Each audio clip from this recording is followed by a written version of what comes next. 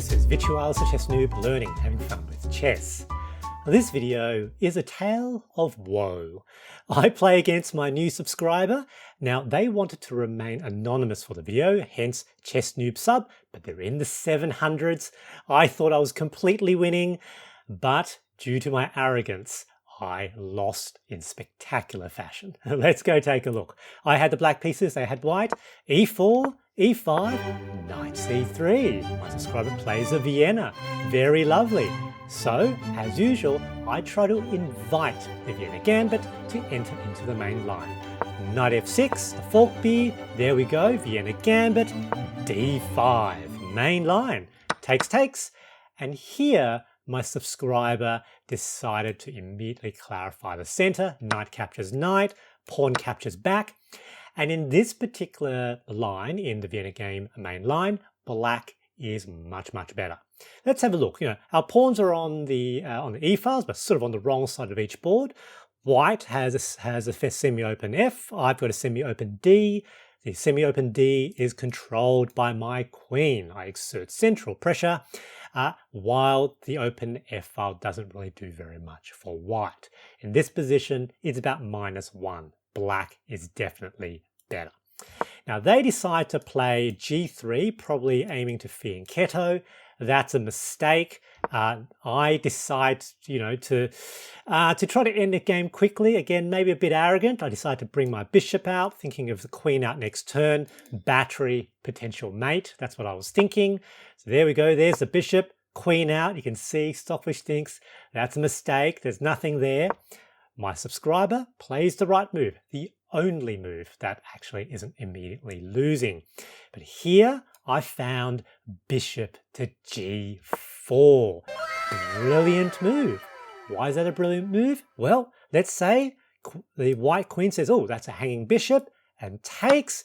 Now queen to F2. It's almost mate, but not quite. King can now go to D1.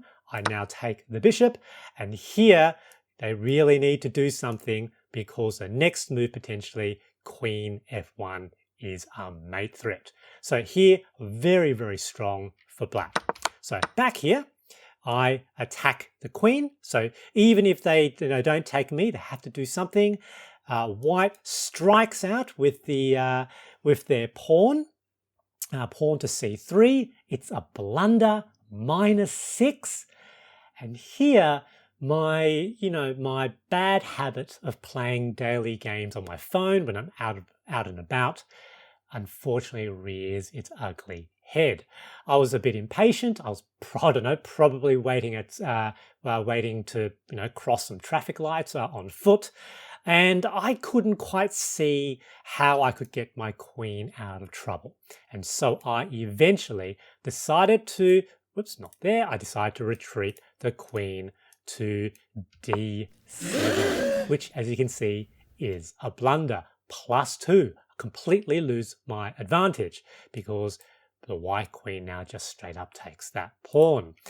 But you can see the correct move, which is actually really stunning, is queen takes knight with check. So here, pretty much they have to capture my queen with the rook. I now take the queen with my bishop, and now after the king takes, I take that rook. And at the end of that transformation, have a look at the material. I'm basically up a clean rook. Chess continues, but I have overwhelming material advantage. Their king stuck in the center of the board, my king ready to castle, nice and safe. Pretty much good game, GG, from this position. However, as I said, I didn't see, brought my queen all the way back to D7 to defend that bishop, and now it's +2, white is ahead. And this is the result of my arrogance in this position. Here, I sort of, really start to perk up to try to work out what I was supposed to do. Develop the knight, get ready to castle on either side. They jump forward with their D pawn. which is a good move. I, however, rather than immediately move my bishop out of the way, counterattack the queen. They move the queen. Here, I decide to move my bishop now. Here, everything is still defended. They push the d pawn forward again, attacking my knight. And here, I saw a very, very sneaky trap. I was pretty proud of this. Long castles, queen and rook in a battery, ostensibly hanging my knight. However, this is a trap, because if they take that knight, it's a blunder, as you can see, mate in 9. What does that potentially look like? Queen jumps forward with check.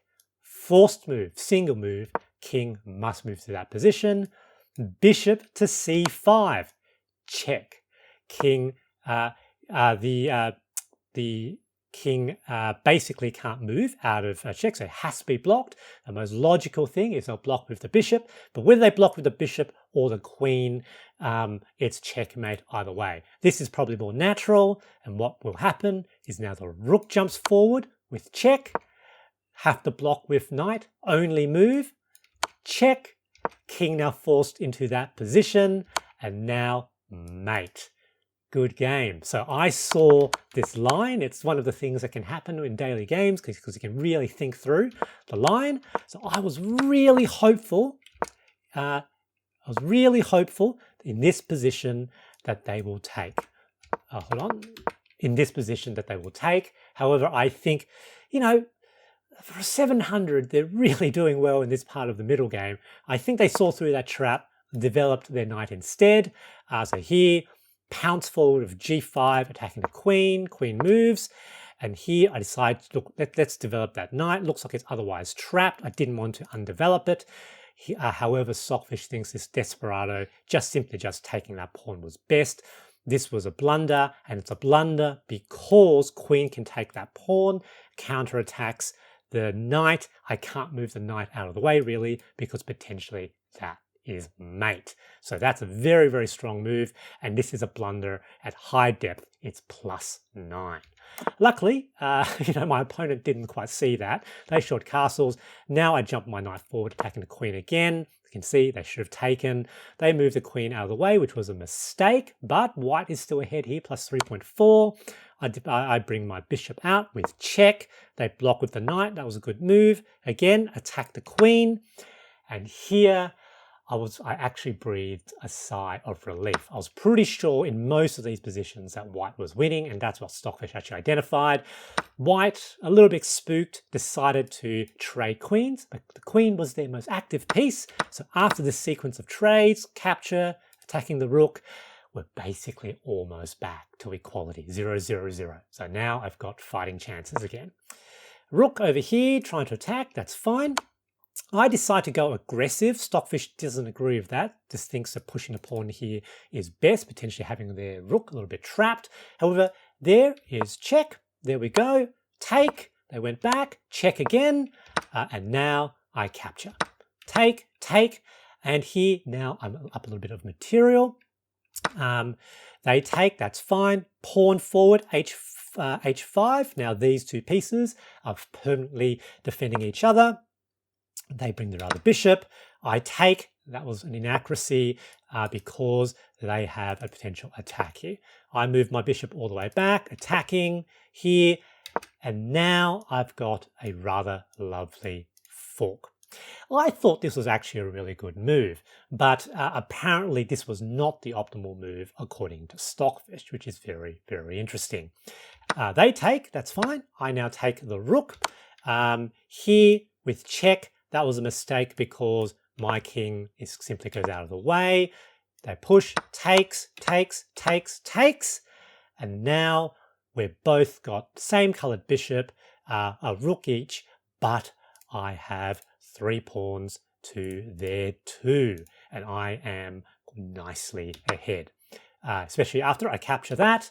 And I manage here, there we go, with a fork to force a trade of bishops, takes, takes, and we enter a rook and pawn endgame. 3 pawns versus 1. I'm completely winning here. I was very, very happy. And unfortunately, at this point, I started to not calculate carefully. You know, a bit of arrogance again, thinking my opponent is in the 700s. Because they, see here, that is all good. And here I blunder, completely winning position. And now back to equality. 1 move later, I thought I calculated that these were fast enough and I could queen one of them, but that was a mistake. And white is now completely winning. And as I got to this point, I realized I was not fast enough. There's 1 step behind tempo. And so I decided to resign. Brilliant play by my subscriber in the 700s. Very excellent middle game and excellent rook and pawn endgame. You know, capitalizing on my error. Good game, GG. My big takeaway from this game is to never take a lower rated opponent for granted. My opponent, my subscriber, played very, very well, but I lost twice from a completely winning position due to arrogance. I hope you enjoyed this video and thanks for watching.